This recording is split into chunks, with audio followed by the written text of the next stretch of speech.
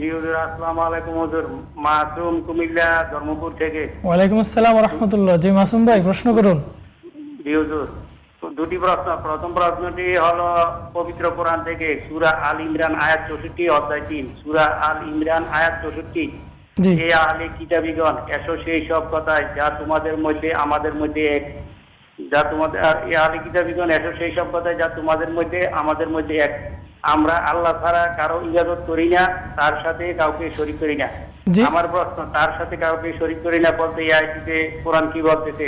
ছিল যে উনি পবিত্র কোরআনের উদ্ধৃতি দিয়ে বলেছেন সূরা আল ইমরান, আহলে কিতাবদের সম্পর্কে বলেছেন যে আহলে কিতাবদের ডাকা হয় যে তোমরা এটা আমি বলি, এখানে আল্লাহ সুবহানাহু ওয়া তাআলা ইরশাদ করেছেন যে তাআলাউ ইলা কালিমাতিন সাওয়াইন বাইনানা ওয়া বাইনাকুম আল্লা না'বুদা ইল্লাল্লাহ ওয়া লা নুশরিকা বিহি শাইআ।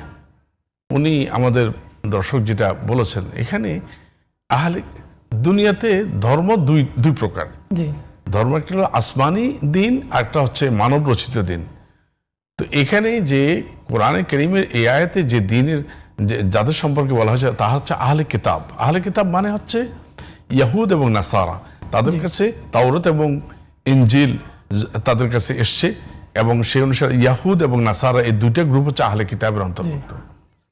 তো আহলে কিতাবদের সাথে মুসলমানদের সম্পর্কের একটা মানে একটা কি বলবো এটাকে, একটা সাদৃশ্যের একটা জায়গা এখানে বলা হয়েছে যে আহলে কিতাবের সাথে মুসলমানদের সম্পর্ক হচ্ছে যে ইবাদত এবং শিরকিয়ত পরিত্যাগ। ইবাদত আল্লাহর জন্য, অর্থাৎ তাওহীদ, ইবাদতের তাওহীদ, তাওহীদুল ইবাদা ওয়াল উলুহিয়া। আর একটা হচ্ছে শিরক, আল ইসতিনাব আনিশ শিরক, অর্থাৎ শিরক থেকে মুক্ত থাকা। এই দৃষ্টিতে আহলে কিতাব এবং মুসলমানরা এক। আহলে কিতাবদেরকে বলা হচ্ছে যে তোমরা আসো, আমরা যে মানে আল্লাহর ইবাদত এবং শিরকিয়ত পরিত্যাগের এই কর্মকাণ্ডে আমাদের সাথে এক হও। তো এখানে একটা জিনিস আমাদেরকে বুঝতে হবে যে দিন হিসেবে আসলে আহলে কিতাব মানে কোরআন আসার পরে অন্য সকল কিতাব মনসুখ হয়ে গেছে।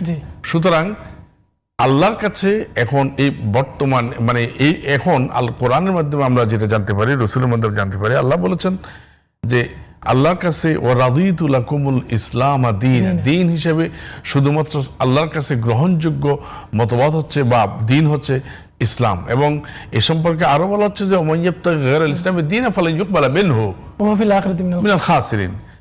আল্লাহ সুবহানাহু ওয়া তাআলার কাছে আল্লাহ ইসলাম ছাড়া ইয়াহুদিয়ত, নাসরানিয়ত বা সহ অন্য যে কোনো আহলে কিতাব মানে আসমানি দিন হোক বা মানব রচিত ধর্ম হোক, কোনো কিছু আল্লাহর কাছে গ্রহণযোগ্য মতবাদ হিসেবে, দিন হিসেবে গ্রহণযোগ্য হবে না।